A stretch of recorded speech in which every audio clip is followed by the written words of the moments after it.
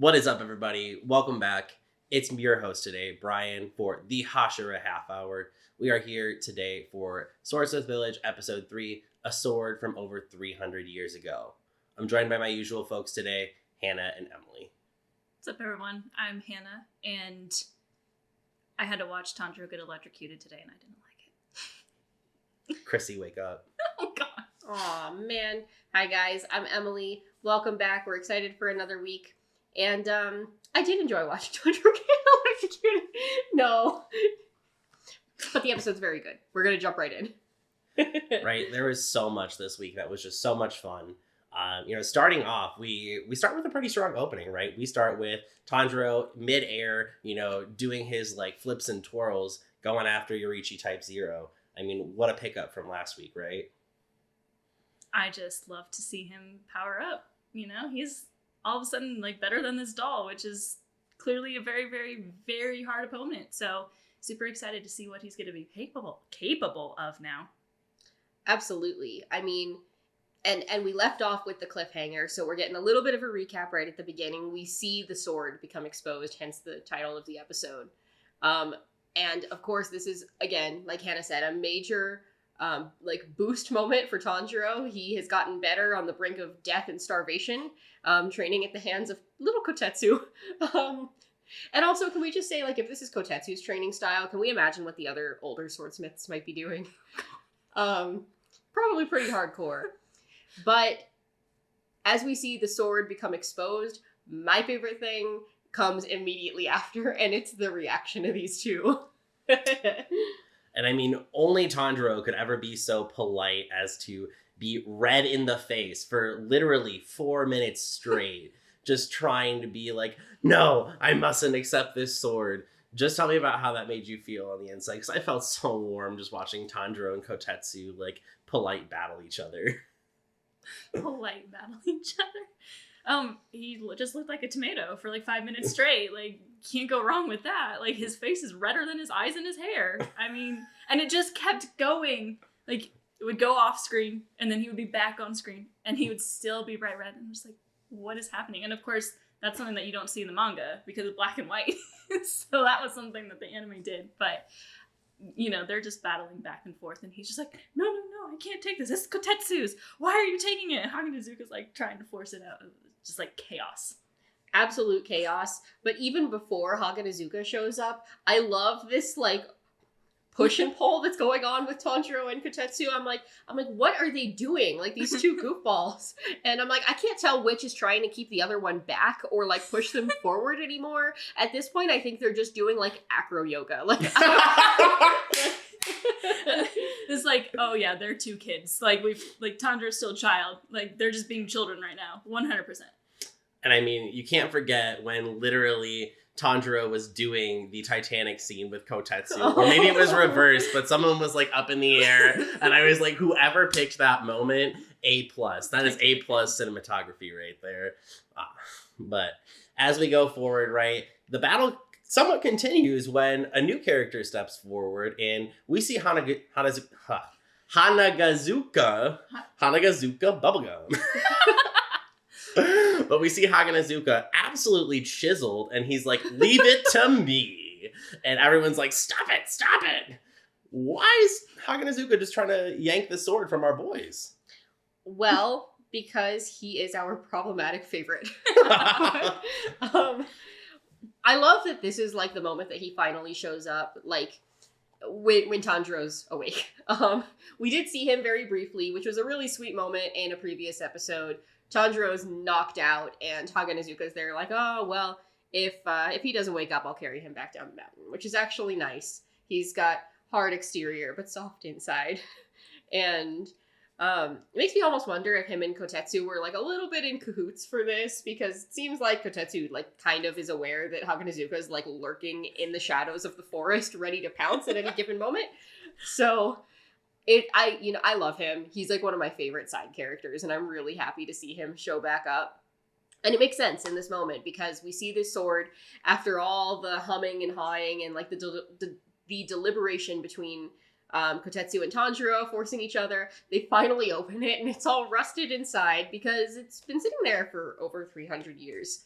And then, you know, they're all like bummed about it. But my immediate reaction is that, like, while his approach is not ideal, Haganazuka is probably trying to take the sword so that he can do his job. And I think his goal is to mend it, although he's not good at communicating that clearly. Can we talk about the moment where they open the sword and it's tarnished, and then the next frame that we see is Tanjiro and Kotetsu lying face down on the ground? Oh, it's tarnished. And then Kotetsu's like, "It's okay, Mr. Tanjiro." Tanjiro's like, "It's fine," and his tears are like bubbling. Like sobbing. Like, why are you crying? Tanjiro. We're seeing like that soft side of Haganazuka, and also he's got a power up now because my man. They also like close upped on his abs. He is stonky. He is ripped. Stonks. I don't mind looking at that, but we're seeing like maybe that. Stop. That like teddy bear inside, because we saw in the last episode where he was like, you know, oh, if he doesn't wake up, I'll carry him down, right? And now we're seeing that, like, he wants to take, like, he's clearly trying to take the sword to do something to it. I think that was pretty obvious. Tanjiro and Kotetsu were just being kids and like, why are you taking it away? It's like, he's a swordsmith. He wants to take it and fix it. But he seems very, like, ready to do that to help Tanjiro. So, more layers to the Haganazuka onion. Oh, Haganazuka is like an onion. Haganazuka is onion-flavored bubblegum. Ew. Haganazuka bubblegum. I'm literally losing it today. Okay. What an episode for me to host today. Nonetheless, he does say that he wants to mend the sword for Tanjiro and actually already has a new sword prepped for him. How sweet. His softcore really is coming through, but they finish up their training and then they come back to the house. And then we see our little purple boy back again for more as Tanjiro tries to make amends with this. Let's talk about that for a sec. Well, somebody else say his name first. Genya. Genya Shinazagawa. Very good. He. No one will be him. He's him. He's him. He is him, and he is not having it this evening. They're sitting there, and I love that Tanjiro is like finally getting to eat this season. Let me just put that out there first. He's enjoying some nice rice crackers and trying to enjoy the company of the other demon slayers that are in the building, and Genya's not having it. He is, I think, very aligned with his like solitude, and he likes his alone time. And then here's Tanjiro, cheerful, true bubblegum boy. And then you have, like, the dark, like, all-black emo boyfriend. Not the emo boyfriend. and he's just not having it. Tanjiro's just trying to, like, engage him in some friendly conversation. And he's like, no, because I remember you from the final selection. And you were the one that embarrassed me in front of everybody. And he's like, actually, my guy, you embarrassed yourself. I love how Tanjiro can be so just like sweet, but also just drop like really sassy like truth bombs, and he means so well. He's just like, well, you did that to yourself. You smacked a girl, so I did what I had to do. And he's right, you know? Like, I fully agreed with him being like, I'm gonna break your arm, because he's like throwing this like little girl around, right? Oh, Genya. Also, so Bakugo of him. Bakugo and Genya. They're kind of the same character, honestly. Wild and explosive. But I also like, there's a moment in this scene where, first of all, Tanjiro held on to the tooth. He's like, but I have the tooth in my hand right here. It's like, okay, Hanji. He's like stepped into the role of like everybody's mom a little bit too well. Like, I kept this. I didn't know if you might want it. I thought maybe like, we could, no, like, Mom. sew it back into your mouth. Like, I don't know what he was thinking, but it's like, I kept this. It's better to have it and not need it than need it and not have it, okay? Thank you, Tanjiro. I also packed your angry eyes, just in case. But on that note, he, like, yes, it's like this silly moment where he's like trying to give the tooth back. But the reason the tooth comes up in the first place is because as Genya is screaming at everybody, Tanjiro notices that the tooth that we saw that was missing is back. What is up with that? Is he Eren Yeager? Okay, no. Sorry. Genya Yeager. I don't know. Shinozaga. Shinozaga. Eren Yeager. Tatakaye! Tatakaye! All right, back on track. But he's got his teeth, yo. But we saw him rip that thing out. It was nasty. Did it regenerate? Was it a dream sequence? Did he have another one and he put it back in? What's going on? More questions than answers prevalent. And, that just kind of speaks again to Demon Slayer. And, a lot of people right now, if you're anime only, are kind of confused with what's going on, but allow yourself to immerse yourself in the mystery, right? That's kind of part of the watching the show. Always got to think about what's coming next, because there are a lot of questions that still remain unanswered about a lot of different things going on as we've kind of discovered some of these mysteries, like Yorichi, who is that Yorichi Type 0? What is that doll looking after? And then now we have these questions about Genya, and still questions about Genya's relationship with Sanmi. So there's still a lot to discover throughout the rest of this season. And, even more so as they go forward, Nezuko shows up and we get this super cute scene with Tanjiro braiding the hair. And I just melted at that scene because he was braiding her hair just to be like Mitsuri's, and he's like, oh, you look just like your idol Mitsuri. And it was just adorable, wasn't it? I was screaming. I was literally sitting here ah! So what's fun is that scene is one of Gotage's little doodles on the side pages in the book form of the manga, which actually we talked a little bit about the cat in episode 1, with his little oh, thank goodness, I thought he was going to die. That was also one of the little doodles. I went back and looked.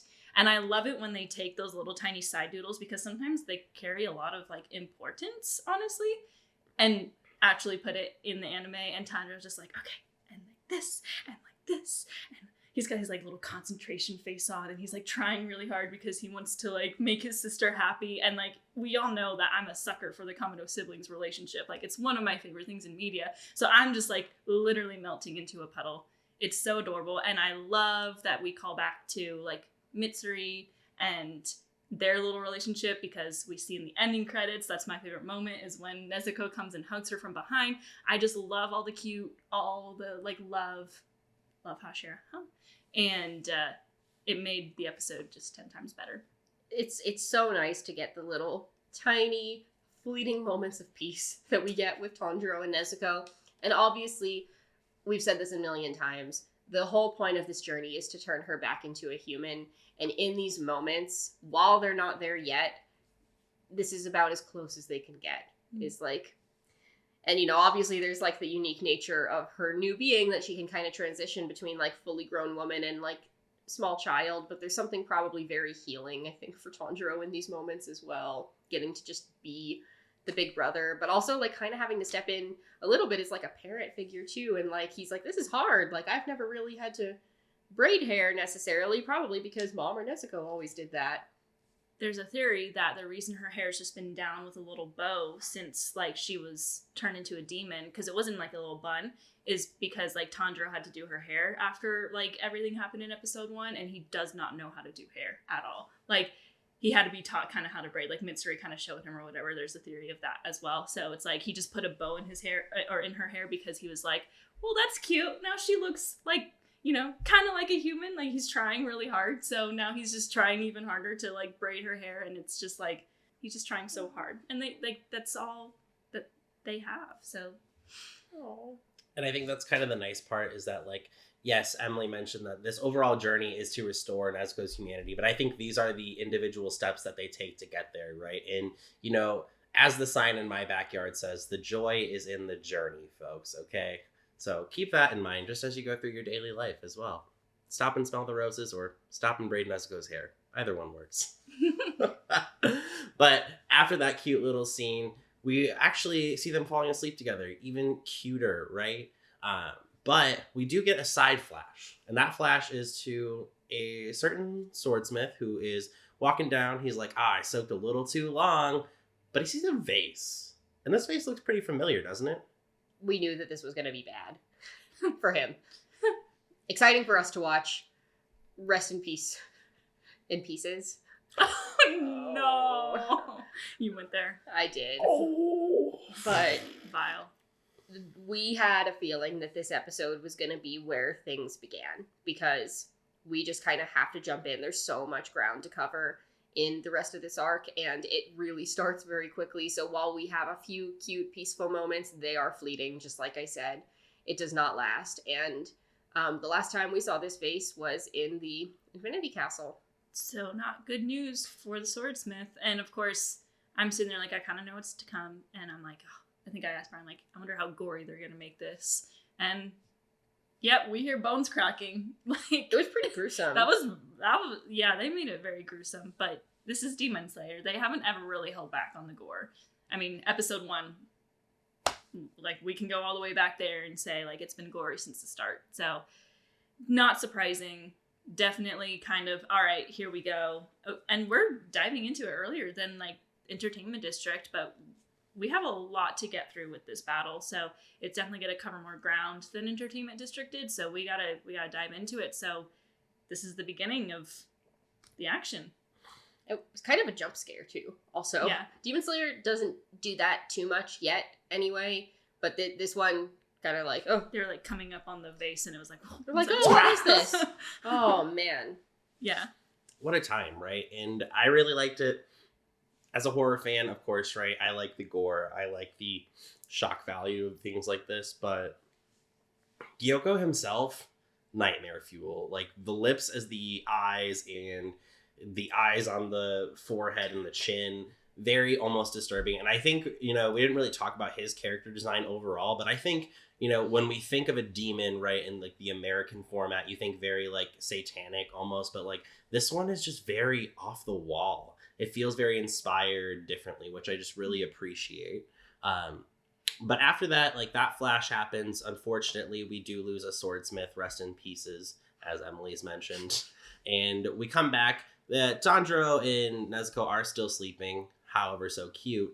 But how weird of Tokito to just wake him up by pinching a nose. He just doesn't... He doesn't understand. Like, we've kind of established, he's been really rude in the last few episodes, but Tanjiro keeps saying that, like, he's not getting a whiff of malice at all. So, like, there's no real, like, he's not being mean. He's not trying to be mean. He just doesn't understand, like, what he does is mean, I don't think. Right. Like he has no awareness of, like, social cues. And I think we see that, like, unfold in this conversation a little bit more, that it seems like there are moments where he is, like, more present. And you can tell in the animation of his eyes. And then there are moments where he is, like, more disassociated. And, like, same buddy, but it's interesting to see how, like, the warmth that his character has changes depending on, like, where he is in his mind. And I don't know why that is yet. But maybe we'll find out why there's such a difference between the two.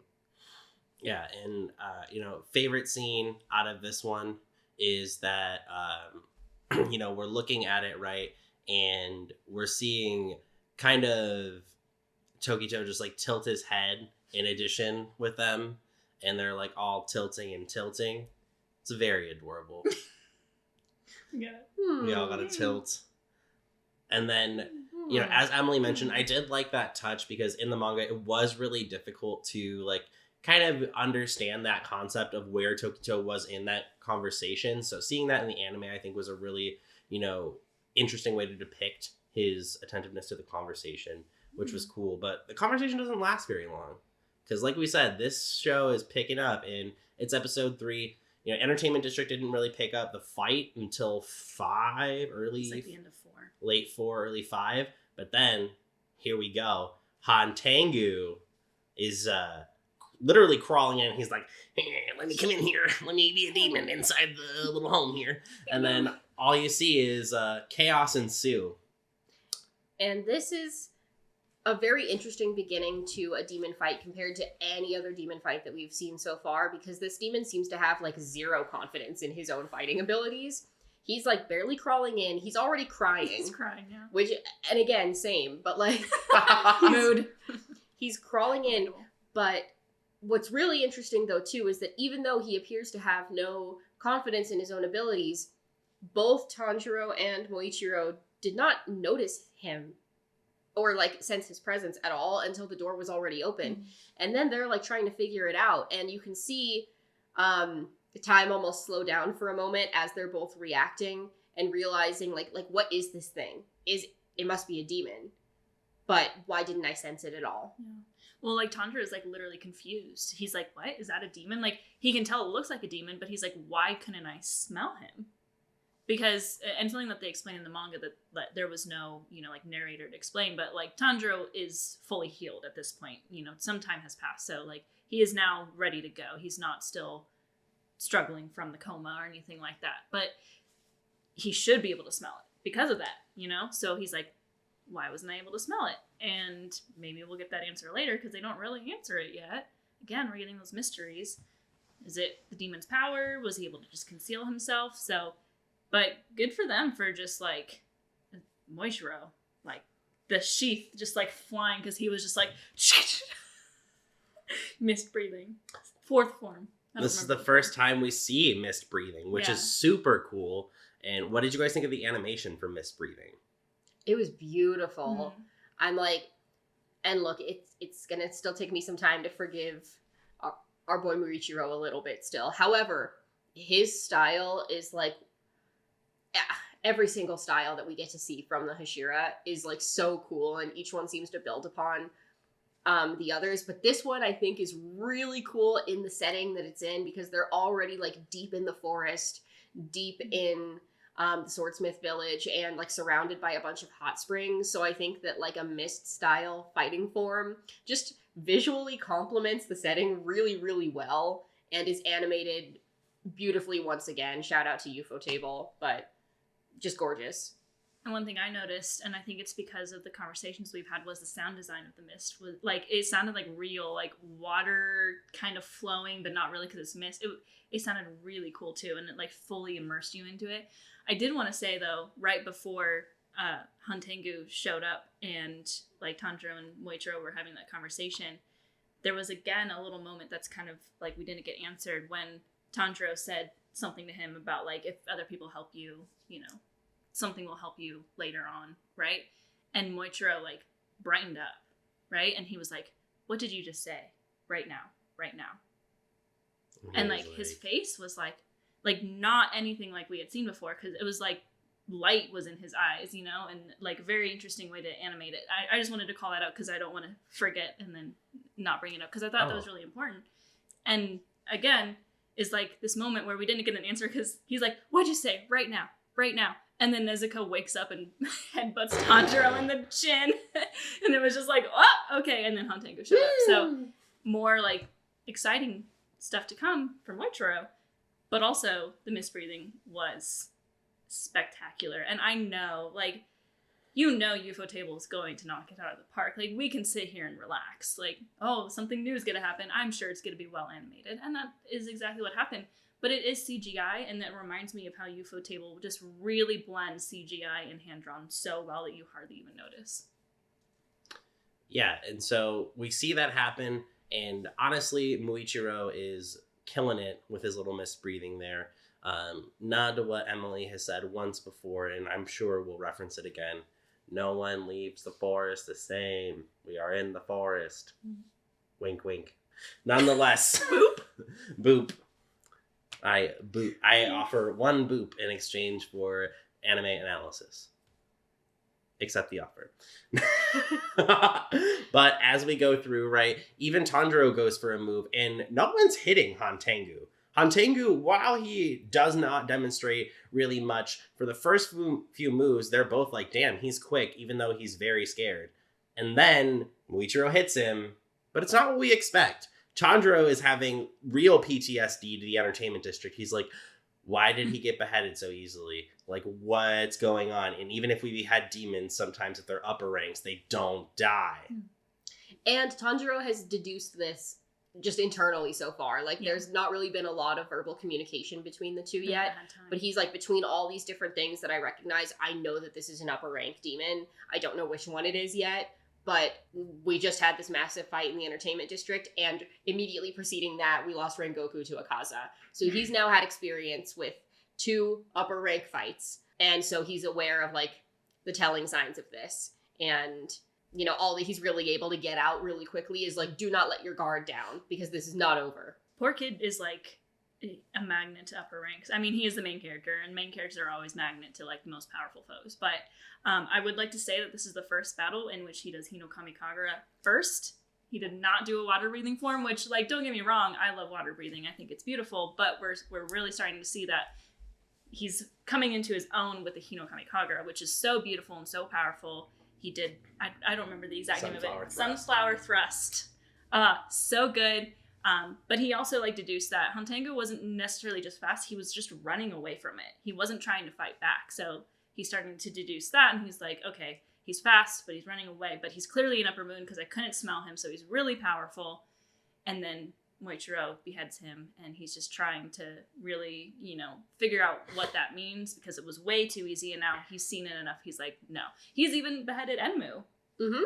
And, like, Rui, like, almost every single time he's fought with 12 Kizuki, he can't let his guard down when he's beheaded first. So he's like, no, I'm not taking this at all, which is good. It's like PTSD, but also he's being smart. So we're getting right into it, though. And then after, right, Hantengu started to do some weird stuff, making it look like we're back in the Infinity Castle when Doma regenerated, because we see him, instead of getting fully decapitated, he does a backflip. He does a barrel roll, if you will. Do a flip! And then it really starts to hit the wall from there, doesn't it? It's a fidget spinner. He looked like... That's not the words to the song. Anyway. He looked like a Titan forming, honestly, when he, you know, he, like, stopped, dropped, and rolled, got beheaded by Moichiro, and then we, like, instantly see this body growing out of his, like, severed head. And then the rest of his body, I guess, is regenerating into something else, but it literally just, like, looks like a Titan. Yeah. I was, like, waiting for the yellow and green lightning to be like, like, here we go. We've got a few Attack on Titan moments in this episode, I have to say. But really interesting to see animated. Very different to see, like, you know, we've seen Gyutaro come out of Daki, but they were still, like, 2 different entities. So it's kind of like, is this the same person? What's going on? Yeah, and it's not super clear yet, but what we do know is that we've got a problem on our hands, because we see this initial split, and we see now 2 fully formed demons. Both extraordinarily strong, and one is holding a very strange staff already. Very similar to something that anyone who's watched all of Naruto might have seen at the very end of the show. But not good. It's not good news so far. Right? We got 2 demons, and they're both also a lot younger than what we just saw of Hatengu. Like, this, like, neither of them really resemble, like, the thing that they just came from. Yeah. And also, one had, like, really strong wind and just literally blew Moichiro, like, across the village. Yeah, that for me was a little bit satisfying. I feel like we're even now. Like, he beat up on Tanjiro. We don't want him separated from Tanjiro, though. No, but did he deserve to maybe get a little bit thrown around? Like, I don't know. You tell me. He gets to take his licks, okay? Like, let's be real here. He's fine. He's a Hashira. We've seen it happen to Tanjiro, and he's fine. Of course Moichiro will be okay. Moichiro will be okay. We get 1. We get 1 for revenge. But the nice thing, there are no nice things anymore in Demon Slayer. What am I talking about? This is why we can't have nice things. Nonetheless, we see that these demons have different color eyes. And if you were paying, like, watching the subtitles closely, right, when they pan to, like, the Demon Slayer kanji on the back of their outfit, they put destroy right there. You see that there are some words along with these new demons. You see pleasure for the yellow eyes, right? And then you see, or that was joy for the yellow, pleasure for the green eyes of this demon. And the red one, I don't know if we caught the red ones, did we? Was it anger? I believe we thought it was anger. Have to double check. Yeah. We're going to double check that later. It flashes by quick. It flashes too quickly for us. But you're starting to see this new characterization of this demon, and to think that there might be multiple more parts to this demon, right? What do you guys think about, the battle coming forward and what's going to happen next? They're going to have to be really strategic in how they take this on. And clearly, like, the general approach might not work very well, which Tanjiro is already keenly aware of. Little fun thing that we do get to see is Genya join the action here for a moment. And this man brings a gun to a sword fight. Woo! It's here! It's finally here. Yay! The big one. But we get to see him finally use the gun and fire a couple of rounds that do mostly decapitate the two demons that we've seen emerge from what Hatengu used to be a few minutes ago. Is it enough to take him down? Doesn't seem like it, right? Not so far. So, unique approach. We haven't seen any modern weaponry really used in the show so far. Swords are obviously like an extension of the wielder and can be used really efficiently, but this is, again, like the turn of the century kind of thing. And so there are more modern technologies to be able to use. And even Tanjiro is aware of what this is. Our country bumpkin knows that it's a gun. So it's not like this is an entirely new invention, but it's a little bit more contemporary than the swords. So could this work to help take out the demons? And do you think there's anything special about those bullets? I mean, not me literally Google searching right after I read this chapter the first time in the manga. I'm like, did guns even exist in Taisho era Japan? They did. It's legit.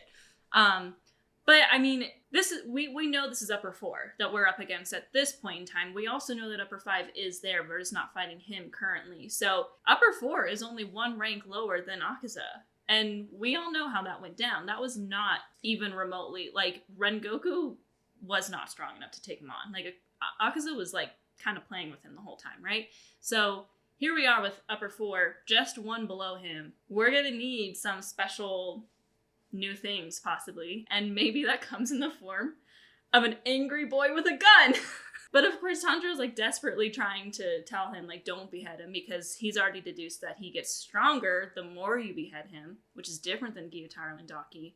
So he's like desperately trying to figure out what he can do, and he can't figure that out either. So it's kind of chaotic, kind of wild, but super happy to see it animated finally.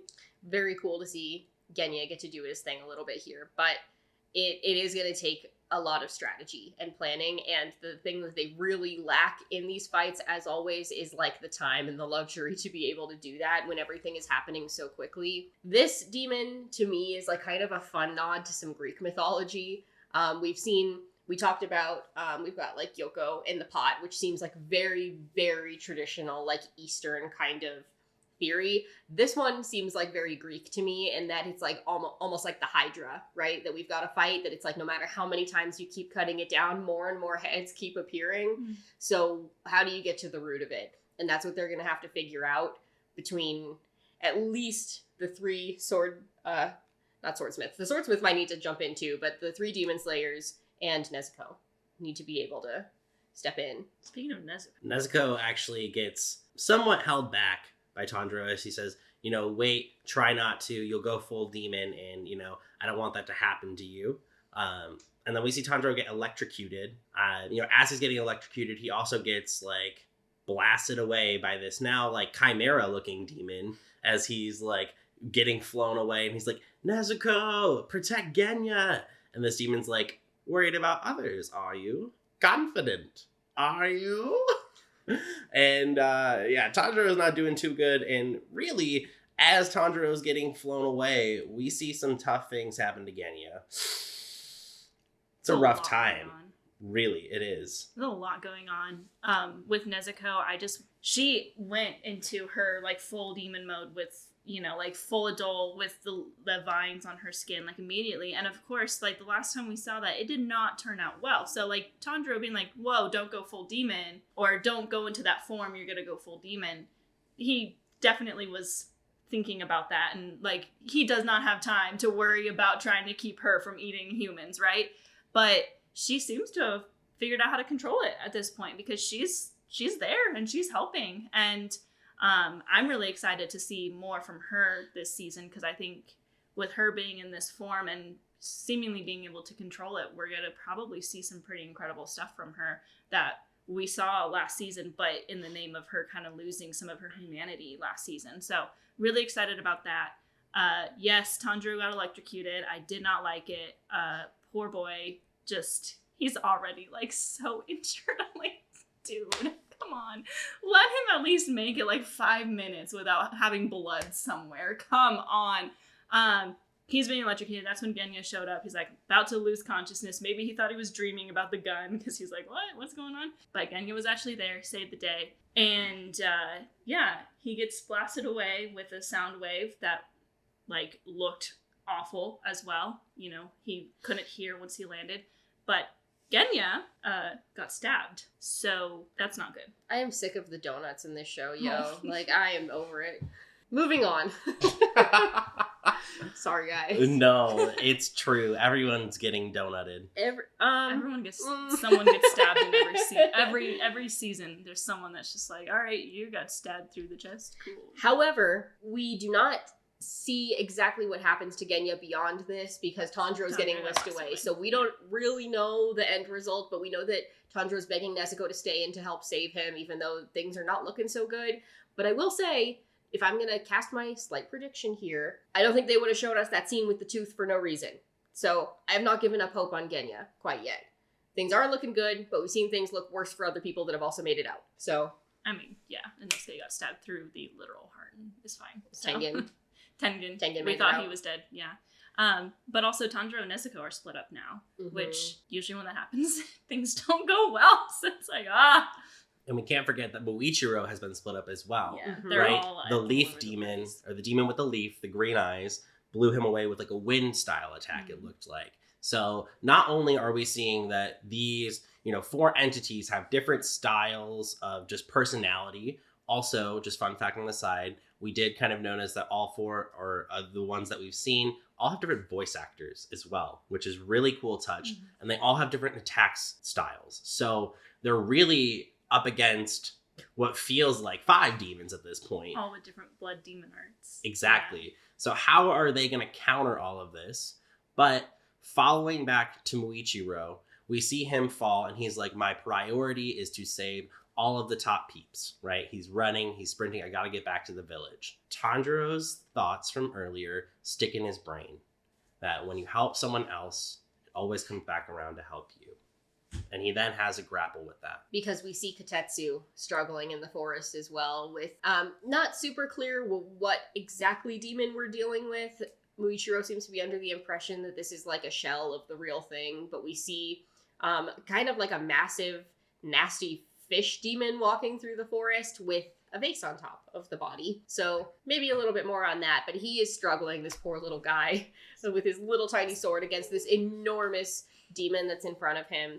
And as those words again ring true in Muichiro's head, essentially like what goes around comes back around, he makes a last minute decision to step in and help save the day for this small boy. I think, again, I said this while we were watching it, but not to call out something that I brought up a few episodes ago, people trying to say that Tanjiro has no real effect on the people around him. Really? Come on.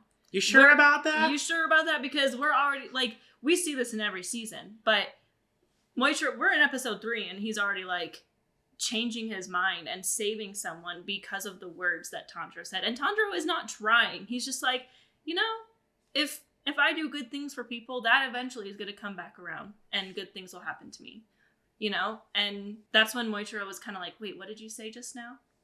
So it's like, okay, that those words definitely rang true in his mind and was one of the first things that has actually like caused him to be like, oh, like, okay, maybe he doesn't forget everything that happens around him, right? So very, very interesting. And he runs to save Kotetsu, which is really, really great to see because he's not wrong with his reasoning of saying like, I need to save the village chief and then I need to go like save the stronger ones. He's just a kid. He probably hasn't really honed any skills yet. He's not necessarily wrong. That's the way like a lot of battles have to go, but he still decides to save him. And I really like, it feels like this episode overall calls from a different couple animes. Like that demon looks like something out of Gyo from Junji Ito with all the fish. Then we have that staff that looks like it's from Naruto, the regeneration that looks like Attack on Titan. I feel like Demon Slayer did give us a good conglomerate of everything. And we close the episode with Muichiro standing there telling Kotetsu, if you're going to get in my way, just run. Being as nice as he can in the way that he knows how. He tried his best there. And then we also have Tanjiro, who is laying in the face of a sound blast that we don't see the effect of. There's a lot going on already, and it already feels kind of complex to talk about itself. Where do you think the season's going from here? We've got a massive fight ahead of us. We have 2 demons. We haven't even really seen what we have to deal with Gyoko yet, beyond, like, our man's getting sucked into the pot. Rest in peace to Genya Swordsmith. So we haven't even really fully dealt with that yet. But now we've got, like, basically 5 other demons that are all upper rank 4. Not great. It's like it's almost, at that point, it's almost like you're dealing with, what is that, like 70 to 80% of the upper ranks at once, or like the equivalent of that. Like, it's a lot. And Tanjiro's just healing from the last major fight, and they're all split up. Yeah. So again, things are not looking so good. Yeah, I mean, we got cliffhangers for almost every single character. We have, the last we saw Genya, he had a staff through his chest. Nezuko's in her full demon form, and we think she's controlling it, but can she really? Tanjiro just got hit with another wave that we saw the first one, and it, like, took out his hearing, and he's bleeding, and, like, his eyes went white, so now he's up close. Like, what's gonna happen there? And now we've got Moichiro, who's okay. He saved Kotetsu, so that's not really a cliffhanger, but he still is kind of like, wired, like, get out of my way, you know, that sort of thing. So we got a lot going on here. We're very split up, and it's like fighting, like, 5 upper moons at once, really. It just happens to be not all of the, like, upper 6. It's just all upper 4 and 5. And it's gonna be a hard battle. We saw how hard it was with upper 6. These are higher ranked, which means they are stronger. So we got a lot ahead of us for sure. And lastly, we don't know where Mitsuri is. Mitsuri was last seen telling Tanjiro, I'll probably leave in the middle of the night after I get my sword touched up and review the final specs of it. So really, everyone's fighting on their own, and it seems pretty scary for our protagonist right now. But as we close out the episode, what are your folks' favorite final moments from today? We actually didn't call this out when we were talking about Genya, and I wanted to, but, you know, when he went inside the building, we figured out that swordsmith that got killed by Gyoko was his swordsmith. And, like, his sword is there, he picks it up, he looks at it, and then he says something along the lines of, like, brother, I have to do this. So we've already established who his brother is, we think. It's been kind of wishy-washy, but we know who his brother is, right? So we established that they don't seem to like each other. But what if he really cares about his brother and there's something going on here? I think there's a lot of good favorite moments. I think I'm going to pick a serious one instead of a silly one this time. There were a lot of good silly moments. But I really like the moment where time slows down as Hatengu is entering the room and Tanjiro's working through deducing, and we're seeing Muichiro, like, slowly reach for this. Or it seems slow. This is all, like, in a half a second probably, like, quick reaction time, and the transition into the mist breathing. As much as he did not give a good first impression, anytime we get to see some new Hashira fighting style and breathing style is so cool, and getting to see the new animation is top tier.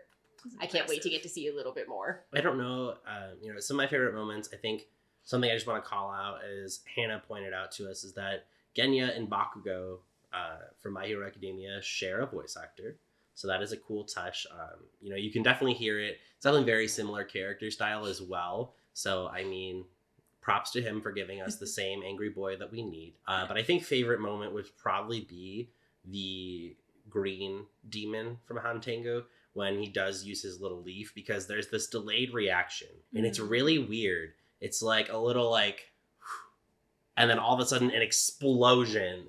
Like, it is so wild to me that, like, it felt like it was literally just like the flick of a wrist that blew a Hashira halfway across the village.